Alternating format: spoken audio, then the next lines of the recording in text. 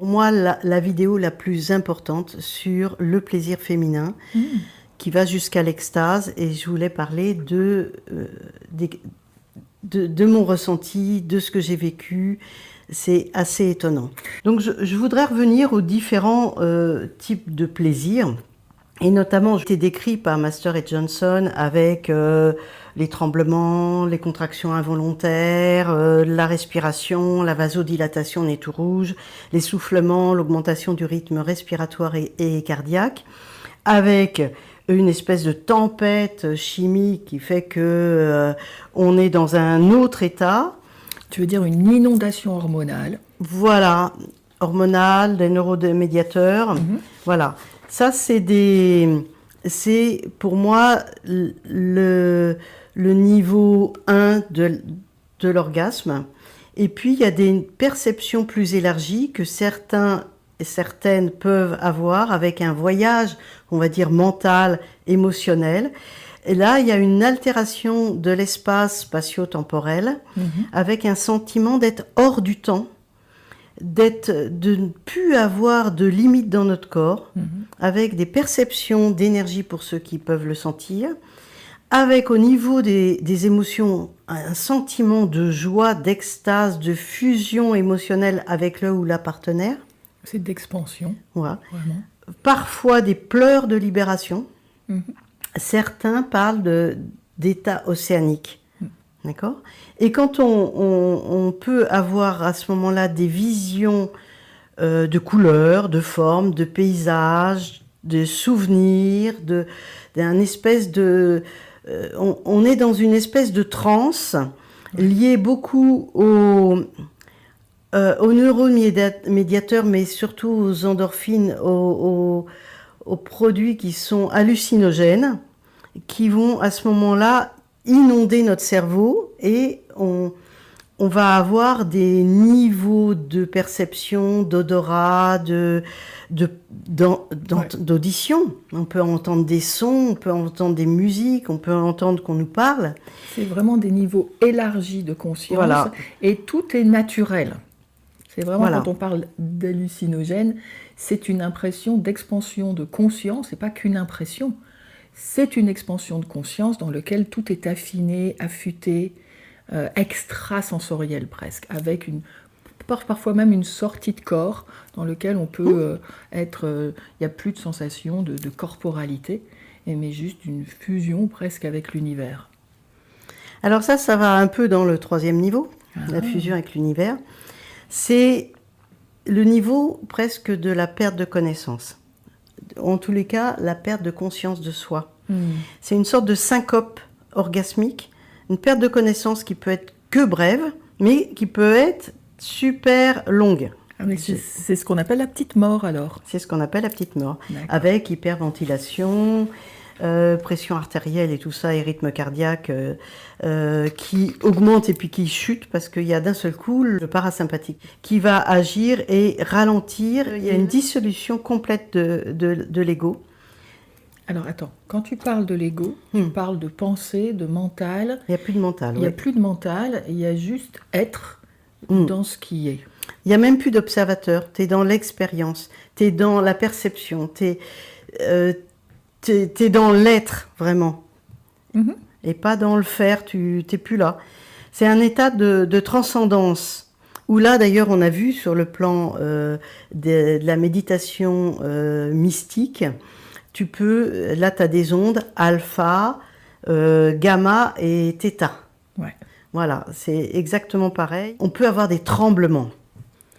Les tremblements du corps qui du s'agitent corps. comme des petits spasmes, Voilà. un peu comme un orgasme énergétique, dans Tout à lequel fait. le corps tremble sans contrôle. C'est en fait toute l'énergie sexuelle, on n'arrive pas, on reste dedans et on essaye de l'évacuer en tremblant. Et pour moi, j'ai entendu dire que c'est l'orgasme tantrique, pour moi, c'est bête parce qu'on ne va pas plus loin. Cette énergie sexuelle, il faut oser la rentrer à l'intérieur de soi. Et ça change complètement tout. À ce moment-là, tu vas avoir l'énergie qui rentre et une espèce de dissolution complète et une espèce d'ouverture à l'intérieur de soi. Tu rentres dans un monde intérieur. Quand tu as des spasmes Oui. énergétiques qui parcourent ton corps, Mm. l'intention, ça serait comme si tu rassemblais ce qui Tout se à passe à l'extérieur par ces spasmes, Mm. comme si tu pouvais visualiser que c'est une énergie et que tu ramènes à l'intérieur de toi. Tout à fait. Ok. Et Donc c'est je plutôt dis ce qu'il faut mouvement-là à oser l'intérieur. parce que c'est une zone inconnue et qui fait peur. C'est des fois plus facile de rester à l'extérieur et de trembler que d'aller à l'intérieur. C'est vraiment lâcher vraiment un espèce de contrôle inconscient parce que le corps, il a peur de ce qu'il connaît pas. C'est pas que t'y penses et tu te dis j'ai peur. Non, tu restes dans une zone connue parce que l'intérieur est inconnu. C'est ce que d'ailleurs les tantrikas et le Tao sexuel parlent. Ils parlent de la montée d'énergie, de la Kundalini, tout ça. J'utilise pas trop ces termes. Parce que même si je connais la Kundalini, je la ressens d'une autre façon et elle reste centralisée sur le canal et elle fait ça. Alors que là, je vais parler d'une autre chose, c'est-à-dire que par exemple, dans la pratique somato-experiencing, ils disent que le tremblement, c'est une manière pour le système nerveux de décharger un surplus d'énergie. Pour aller au-delà, ils disent de penduler, sentir l'intensité et revenir à la sensation de base de sécurité et replonger. C'est oser rentrer par petites touches en apprivoisant la peur. La respiration à ce moment-là, tu as cette respiration qui va être beaucoup plus profonde, beaucoup plus en ouverture. Tu vas ouvrir ton bas du thorax comme un poulpe là qui a toutes ses tentacules. Tu vas ouvrir et tu vas refermer et t'agrandis ton espace intérieur d'air. Donc le mouvement, ça ferait un peu ce mouvement-là. Non. Ah, C'est un mouvement complètement, tu bouges pas ici. d'accord. Pas du tout. Le haut du thorax ne bouge pas. C'est que les côtes inférieures qui vont... Alors on dit, oui, il faut gonfler le ventre. C'est pas le ventre qui va gonfler vraiment, c'est aussi, il va s'écarter. Il va se gonfler et s'écarter, tu vois. Il fait, comme tu vois, les pattes de la pieuvre qui fait comme une corolle. Et ben là, c'est pareil, tu vas faire ça. En fait, ça se fait, t'y penses pas, parce qu'il faut que ça devienne naturel d'avoir cette respiration. Ok. Voilà.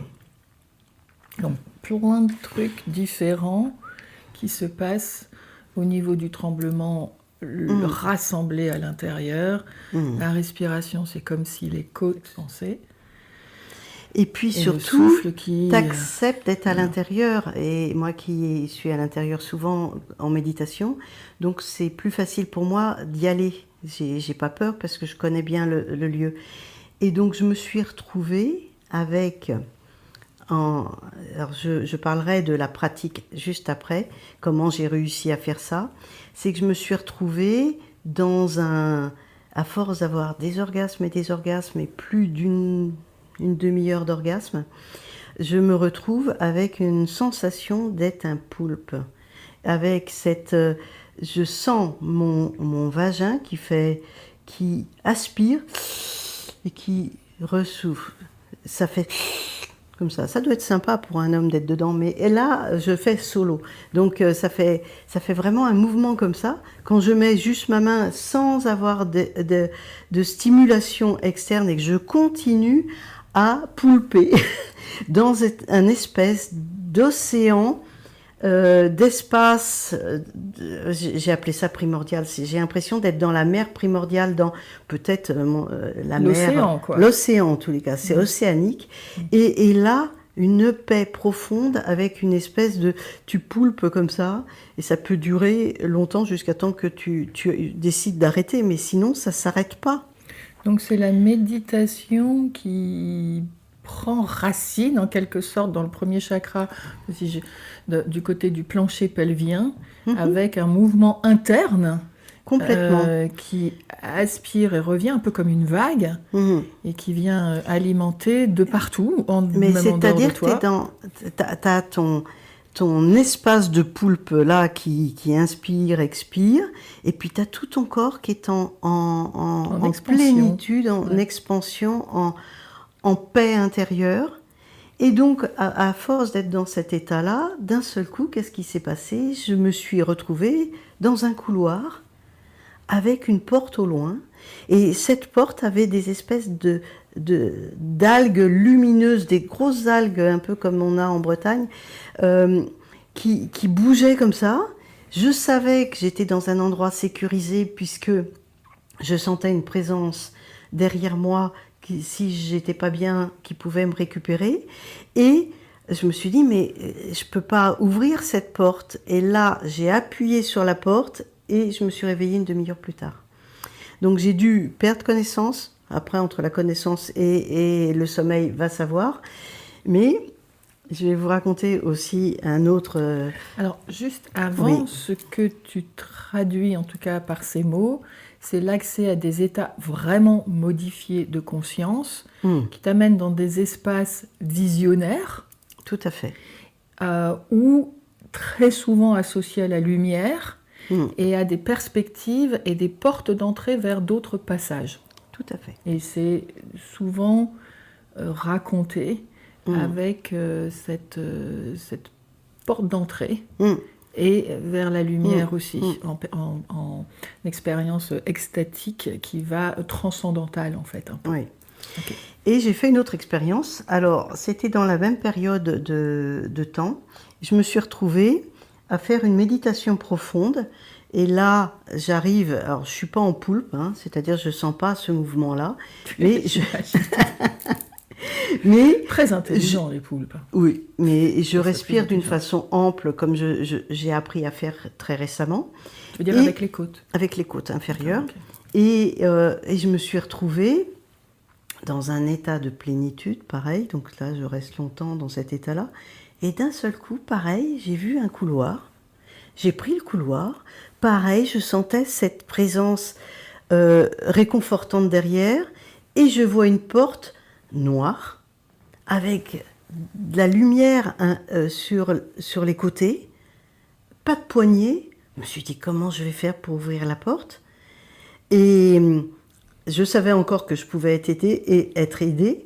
J'ai poussé en haut à droite la porte et là, je me suis réveillée encore une demi-heure plus tard. C'est une expérience assez étonnante que j'ai faite. Je vais vous raconter... Et donc, Oui. dans cette expérience étonnante, qu'est-ce qui s'est passé pour toi après? Comment était ton corps? Qu'est-ce qui s'est passé? Est-ce que tu as porté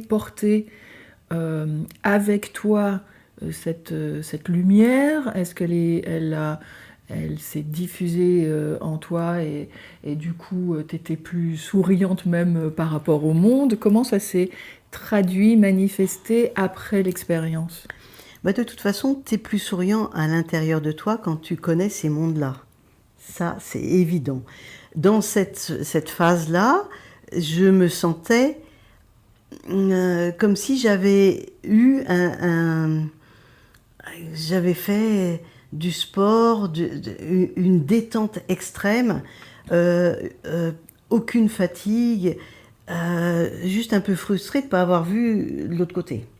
Ok. Je vais vous raconter une autre expérience que j'ai racontée. Donc c'est Oui. l'état de plénitude Oui. avec ce dont tu as parlé auparavant, de la libération, une inondation hormonale et toutes ces hormones qui amènent aussi à d'endorphines, d'ocytocine et puis ces neurotransmetteurs qui... ouais, je ne connais plus les termes, mais en tout cas qui allument des zones dans le cerveau. Il y a la DMT qui est un produit hallucinogène. Ok. Être sécrété naturellement. Sécrété par la glande pinéale. Voilà. Et qui accompagne cette expérience je dirais, de dépôt. Enfin, c'est tu te déposes, reposes et t'abandonnes complètement à ce qui est. Oui, tu n'as plus de pensée. Okay. Bon, après, avec les pensées, je me suis dit, ça ressemble à la porte de Matrix, où il y avait de la lumière sur les côtés. Mais il avait la poignée, lui. Moi, j'avais pas la poignée. Non, mais tu as pu pousser. J'ai pu pousser un côté et hop, j'ai basculé. Ouais. J'ai basculé dans le sommeil, en tous les cas, ou dans une perte de connaissance, j'en sais rien. Donc c'est fait. Et ça, je m'en suis rappelé ce matin avant de venir pour pouvoir en parler. J'ai fait une expérience très étonnante. C'était un week-end où il pleuvait énormément, il faisait froid, il pleuvait, donc je me suis dit, je reste au lit.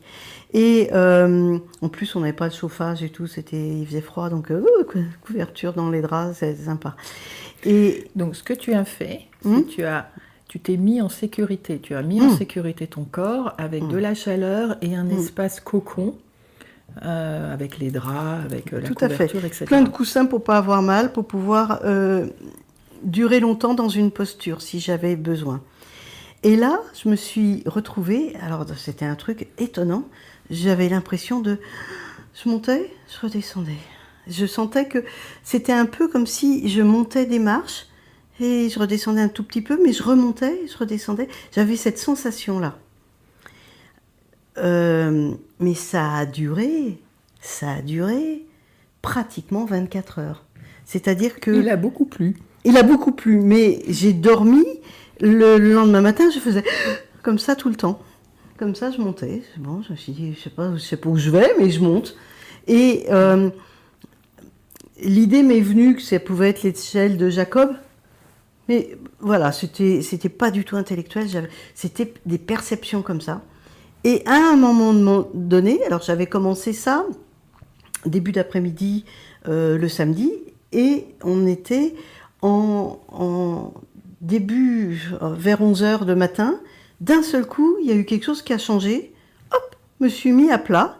Et là, j'étais... Tu veux dire, tu t'es mis à plat dans ton lit? Non, c'était la perception que j'étais sur une barque et que j'avançais et que ça faisait des trucs comme ça. Je me suis dit, je sais pas où je vais, mais bon, voilà, c'était un peu encore des vagues. Et j'arrivais, et là, ça a duré encore plusieurs heures. Je me suis dit, Et à un moment donné, quand même, ça faisait presque 24 heures que j'étais en train soit de monter, soit d'être sur une barque. Je me suis retrouvée face à un truc tout noir. Je savais qu'il y avait une ouverture. C'était immense. Ouais. Et là, je ne savais pas quoi faire. Et là, pareil, toujours cette sensation d'être accompagnée. Et on m'a dit, soulève le voile. Et je me suis mise sur un bord et j'ai soulevé, je me suis retrouvée face à un lieu où là j'ai réussi à rentrer, une sorte de petite pièce avec des êtres qui m'attendaient. Alors par contre là, autant j'entends drôlement bien et on m'a parlé, et je vais vous dire ce qu'on m'a dit, et par contre, j'ai 2/10 ou 3/10 de vue, c'est-à-dire je sais où ils sont, je vois à peu près leur forme, mais je vois que la forme extérieure, je vois pas de détails. Donc l'expérience dont tu fais part, qui est une expérience très personnelle et qui peut être aussi parfois quasi universelle dans... se retrouver avec un guide intérieur, ou une voix intérieure, ou de la sagesse intérieure, ou qui peut être transmise, transgénérationnelle, voire même qui vient peut-être parfois au-delà. Oui, je ne sais pas d'où ça vient. Amène dans ces états de conscience modifiés à être plus en relation avec ces voix, ces formes, et c'est cette sagesse universelle, en tout cas, qui vient passer des messages. Et donc, j'ai été reçue, on me disait, c'est bien que tu sois là, parfait, je pouvais entendre. J'ai demandé ce que je pouvais faire. On m'a dit, si tu veux aller plus loin, il faut que tu ailles dans une espèce de scaphandre, de lieux fermés où j'allais être nettoyée, réparée pour pouvoir supporter cette énergie qui était là. Et donc, je suis allée dans cette espèce de coquille. Et après, je me souviens que j'ai pu partir en volant Je voyais rien, c'est énervant. Je sentais qu'il y avait des êtres, je sentais qu'il y avait des structures comme des habitations quelque part, mais je voyais rien, c'était frustrant. Et ce qui est étonnant dans cette histoire, c'est que j'ai eu une amie qui est médium, qui fait qui parle sur les ondes et qui tire les cartes et tout ça. Et je l'écoutais régulièrement. Et là, elle dit « Ah, c'est marrant, il y a quelqu'un qui fait de la barque ce week-end. » Ok. Comment elle a pu deviner ça, mais c'était étonnant. Que tu parles, enfin, ça parle d'état du moi. Jung en parle. Enfin, il y a plein de techniques de psychothérapie qui vont aussi avec les états du moi, qui sous-tendent un transgénérationnel, des états modifiés de conscience, d'expansion, qui se relient à plus grand que soi, que ce soit de la terre vers le ciel, vers le divin. Ces expériences d'état du moi, généralement, sont reliées avec des étapes de transformation personnelle. Ce qui est intéressant, c'est que c'est relié avec la sexualité, avec l'énergie sexuelle et l'orgasme. Mais au-delà de l'orgasme, c'est l'état d'extase. Cette expérience, tu parles de sexualité, là c'était en dehors de la sexualité, j'étais vraiment dans mon lit et pas du tout dans une recherche sexuelle. Dans ce dernier... Ton corps, enfin, de ce que tu dis, était ouvert, c'est-à-dire reposé sur des coussins, et avait une ouverture du premier chakra, une ouverture du plancher pelvien. J'espère que j'avais tous les chakras ouverts. Une ouverture, déjà une préparation au corps à recevoir dans un état qui, par la respiration, mais aussi par les jambes qui s'ouvrent et qui reposent, amène à d'autres expériences. Donc c'est vraiment passé aussi par le corps. Alors cette expérience de monter jusqu'à là-haut, maintenant j'ai plus besoin de refaire les marches d'escalier, la barque, je sais où aller et donc je vais régulièrement là-bas.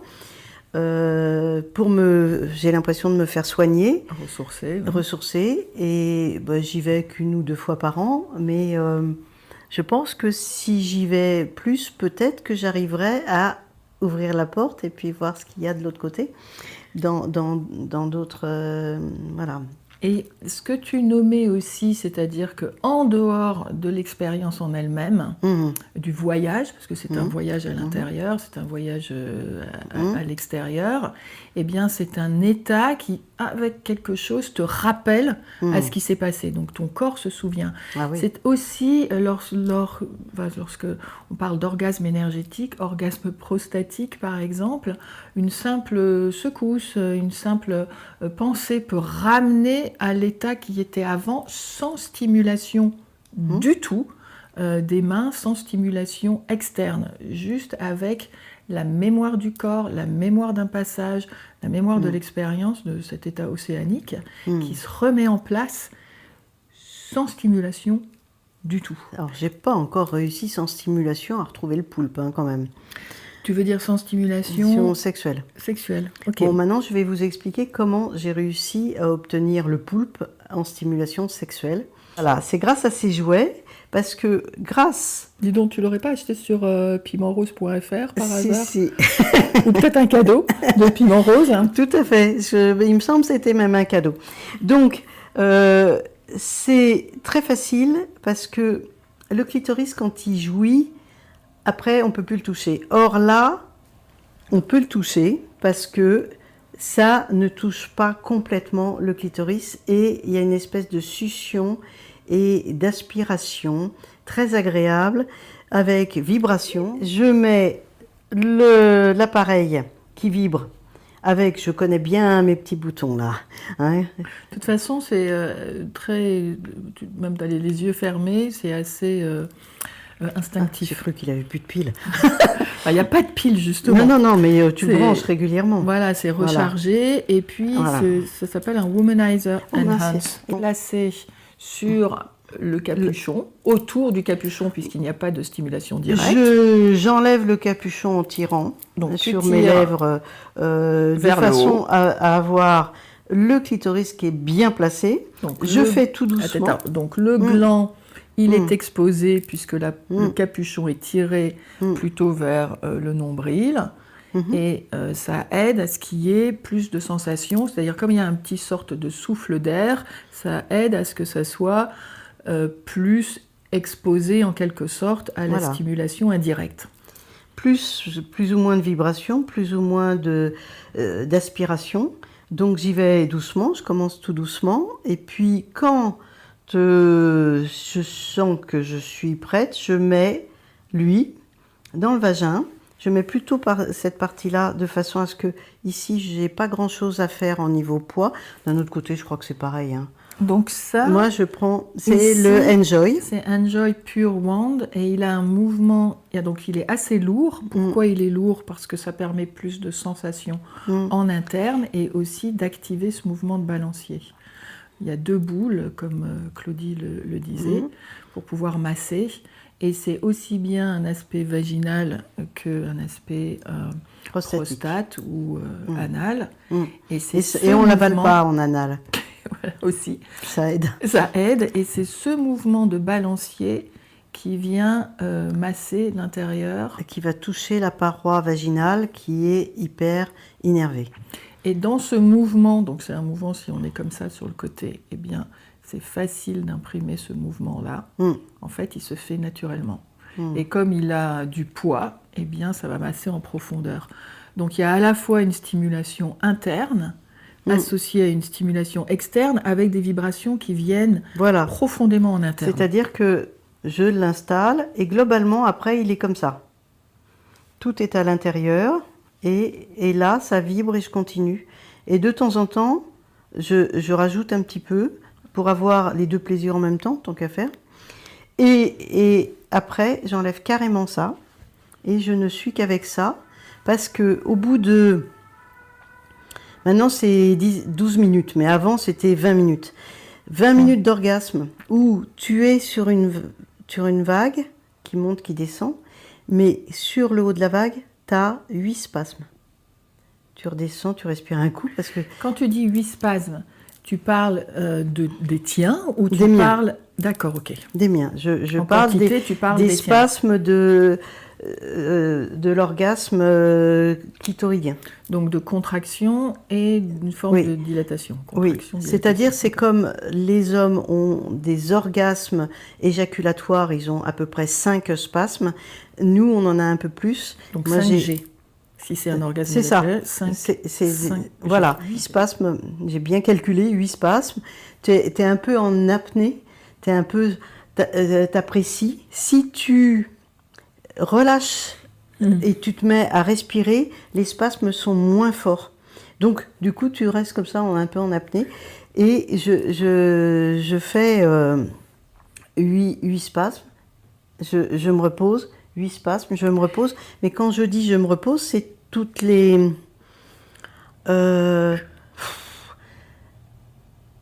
j'ose pas... Toutes les 10 secondes. Okay. Toutes les 10 secondes, il y a des spasmes qui reviennent. Et avec ce mouvement-là, puisqu'il y a aussi la paroi du point G et du vaginal, est-ce qu'il y a... Ne rejette rien, est-ce qu'il y a une forme de fluide ou de fontainisation qui se passe? Alors, je connais très bien la fontaine, donc je sais qu'il y a un endroit. Si je mets mon objet et que je fais ça, je sens que je vais perdre les os. Donc, je me mets plus loin en général. Je ne suis pas sur le point G, je suis beaucoup plus profond. Mais je peux changer, je peux m'amuser. Mais si... Je sens un inconfort, je le bouge. Et si je me retrouve face à la zone pas très loin du point qui va permettre d'être fontaine, moi je repousse. Je vais pas sur le point G qui est trop près. Et qui trop près de quoi? Trop près de mon appareil là. D'accord. Je vais plus loin et je trouve que le plaisir profond des deep spots est meilleur que le plaisir du point G. Oui. Franchement. Et donc du coup, j'ai pas eu besoin du tout de mettre du lubrifiant mais vous pouvez en mettre. Mais en tous les cas, moi, j'ai pas eu besoin. C'est-à-dire qu'avec un objet ou un sextoy qui est en acier chirurgical, du coup, il n'y a aucune adhérence et c'est un peu plus facile de glisser. C'est vrai qu'en mettant un peu de lubrifiant à base d'eau, ça aide à coulisser un peu plus facilement, voire même à l'introduction. Il y a des fois, j'ai pas une grande envie, je me mets un petit peu de lubrifiant, voilà, parce que j'ai pas envie que ça dure des heures. Quand je suis prête pour que ça dure des heures, parce que là, il faut quand même le vouloir très fort, hein. C'est que ça va durer presque 3/4 d'heure de jouissance, et je peux dire que faut le vouloir. Faut pas être dérangé, il faut avoir une sacrée volition pour atteindre ces états. Alors, au bout de, maintenant c'est 12 minutes, 10-12, d'un seul coup, ces spasmes qui sont comme ça, c'est-à-dire ces vagues avec les spasmes en haut et ces vagues avec les spasmes en haut comme ça, d'un seul coup, je sens que ça monte et là, j'ai des spasmes tout le temps. Tout le temps. J'ai plus de redescente. C'est-à-dire, je suis en spasme, en spasme, en spasme, en spasme. Et là, en général, j'enlève celui-là. Si je sens que les spasmes diminuent d'intensité, je fais 2-3 petits mouvements et ça repart. Ouais. Si vraiment... Et tu es toujours dans le deep spot, c'est-à-dire que cette boule-là, que ce soit ce côté la grosse ou la petite, va plus au fond à l'intérieur, donc plus aller masser du côté du col du cervix. Tout à fait. Et les contractions, les contractions du plancher pelvien, est-ce que tu les stimules, c'est-à-dire que tu amènes la contraction comme une forme de viens par ici la contraction, et que tu t'accompagnes avec cette mobilisation de ton plancher pelvien, cette mobilisation qui est consciente. Tu sais, un peu comme si ça faisait un peu viens par ici avec du côté de l'entrée du vagin. Je dois pouvoir le faire de temps en temps, mais c'est surtout souvent pour bloquer. Je peux en fait bloquer avec la respiration, je peux bloquer ces spasmes un peu plus, ou je peux les accentuer si j'accentue la respiration. Ouais. Si j'accentue la respiration, je vais diminuer l'intensité des spasmes, alors que si je suis un peu en apnée, je vais l'augmenter. Donc je me sers, c'est bien que tu me poses ces questions parce que je ne me les suis pas posées. Et si je vois, par exemple, que je commence à en avoir un peu marre et que je commence à... Alors, tu en as un peu marre de quoi ? De jouir et c'est long. Si tu veux... Mais oui, c'est possible d'en avoir marre de jouir. C'est ça. Tout à fait. Mais parce que ça dure 3/4 d'heure, donc des fois 1 heure. Et donc, de là, ça ramène... Et à l'orgasme prostatique aussi, où ça dure en vague, puisque c'est non éjaculatoire, pendant très longtemps. Sauf que je n'ai pas essayé celui-là. Je peux pas. Non, toi là, tu peux pas.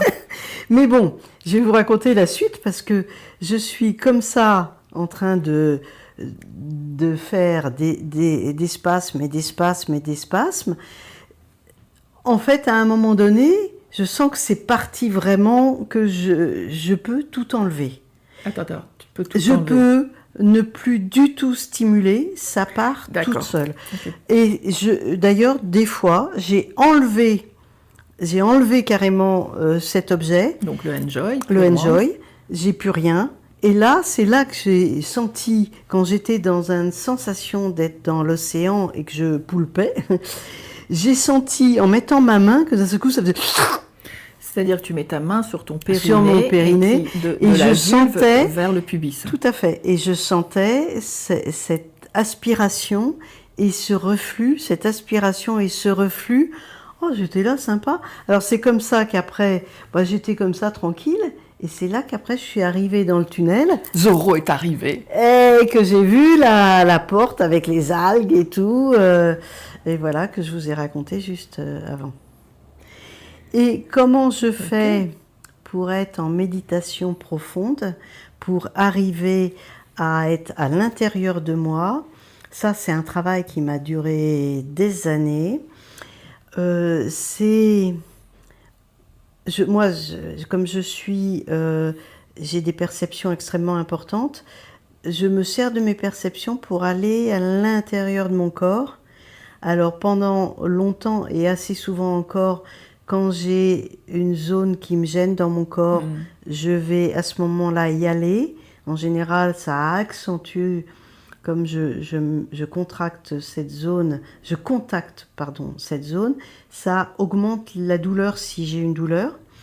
J'accepte d'y aller et je peux avoir, en général, j'ai des compréhensions d'où ça vient, cette douleur, en allant des fois dans une autre zone de douleur. Ah bah oui, celle-là aussi, je te connais, et puis elle était là ces derniers jours. Et ça me permet d'aller dans des compréhensions et des guérisons, parce qu'une fois que je suis pas obligée de tout comprendre, mais une fois que je suis dans la zone, j'alchimise, si je peux dire, cette énergie qui est dense, lourde, je la transforme en lumière. Et là, après, je me soigne de cette façon-là. Souvent, je dors après parce que je suis crevée. Le travail intérieur se fait. Mais du coup, ça fait des années que je fonctionne de cette façon-là sur moi. Je fais ça aussi avec mes patients. Mais c'est tout un travail d'oser accepter cette zone, je vais dire, inconfortable, parce qu'on ne la comprend pas. Et on a besoin de mettre des mots sur tout ça. Ouais. Et c'est seulement maintenant que j'ose mettre des mots. Et c'est pour ça que j'ose vraiment me mettre à nu face à la caméra. Parce que ça, c'est très, très intime ce que je suis en train de vous raconter. Donc, merci pour ce partage de cette intimité et de ces voyages.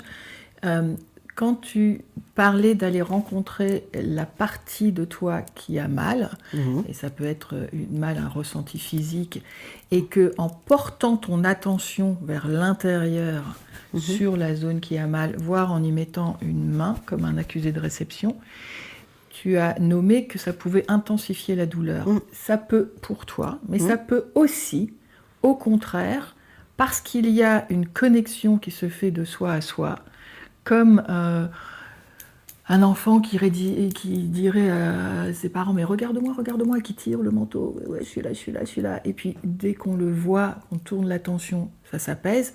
Eh bien, la sensation, peut-être en posant la main là où ça fait mal, la partie qui a mal, peut-être au contraire une sensation d'apaisement quasi immédiate, comme si l'intensité baissait parce que l'attention était tournée de soi à soi et qu'il y avait à ce moment-là un début de connexion en interne qui se passe, et c'est aussi un chemin thérapeutique qui peut se passer en cabinet.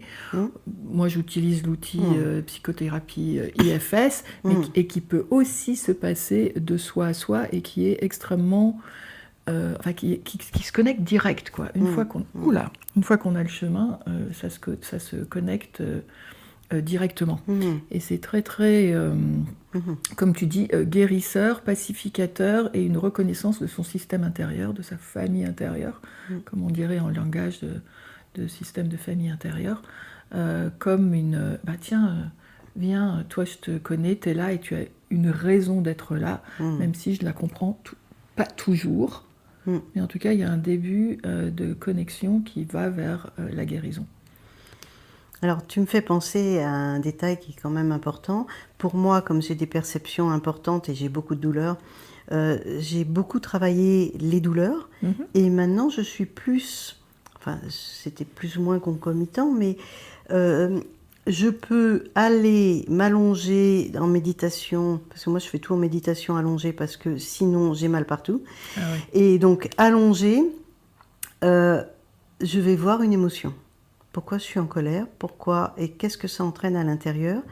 Donc je demande où se trouve la colère, je suis amenée à un endroit, cette colère m'amène à des compréhensions dans ma vie, à des symboliques que je ne connais pas, qui doivent peut-être venir de l'inconscient collectif ou de mémoire ancestrale ou d'autres vies, j'en sais rien.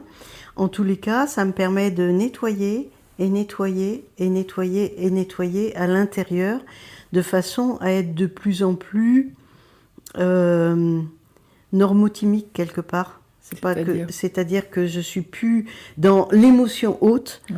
Je suis plus dans l'émotion basse. Je régule facilement, nerveux, en fait. tout en sachant que j'ai une capacité, de par mes histoires délicates à l'enfance, fait que j'ai une capacité à me dissocier des émotions, ce qui est une force. Parce que quand tu es médecin et que tu vois plein de sang partout et que ça gicle de partout, tu n'as qu'une envie de te sauver. Or, tu te dissocies de ces émotions de peur et tu y vas pour aider la personne. Et heureusement qu'on a tous ces moyens pour calmer notre émotion plutôt que de se sauver en courant. Qu'on se sauve en courant face au feu, mais qu'on se sauve en courant en allant sauver les gens qui sont dans le feu, pourquoi pas ? Ça peut être utile et les humains savent le faire. Et je mettrais un autre mot que la dissociation, qui peut être aussi une façon d'éloigner le trauma et qui peut amener à l'amnésie ou à autre chose. J'y mettrais un mot, c'est de créer un espace dans lequel ça ne fait plus peur et ça peut accepter ce qui est sans être impacté. Donc c'est de créer de l'espace qui ressemble à de la dissociation parce que du coup, l'émotion, ce qui est là, les événements, tu peux être présent sans être happé par ce qui fait peur. Donc j'y mettrais un autre mot que celui de la dissociation, j'y mettrais de l'espace, de la respiration et du soi, qui est là, on peut l'appeler du self en langage des parties pour le système de famille intérieure, l'IFS, et de créer ce soi qui a confiance dans notre capacité à être là quand il y a plein d'événements tout autour qui agitent et qui peut-être pourraient créer une réaction en interne du parasympathique d'aller fuir ou d'aller se battre ou de monter même dans le dorsal dans la paralysie. Et ce que tu nommes, c'est aussi de la régulation en interne, voire, si tu es avec d'autres personnes, de la co-régulation, de façon à apaiser le système nerveux qui est parti en sucette, quoi. J'étais toute mon enfance en dorsale. Hein. Donc, qui est dans le système le plus... qui vient le plus archaïque, qui est de la paralysie ou du gel face à la peur. Donc, une sensation où ton corps t'échappe et où c'est compliqué de faire du mouvement, d'avoir un mouvement. On a 3 manières, hein. On fuit, on se paralyse ou on se bat. Et quand on est enfant, en fait, on ne peut que fuir en se paralysant. Enfin, on ne peut pas fuir parce qu'on est trop petit, on ne peut pas se battre parce qu'ils sont trop grands, et donc en général, on se paralyse. Voilà, on est tous plus ou moins en dorsale. En tout cas, on a des perceptions dorsales de blocage où on est figé. Oui, c'est ça. Est-ce que c'est bon pour toi ? Oui, c'est bien. Hein. Donc on vous dit à bientôt. À bientôt, au revoir. Au revoir.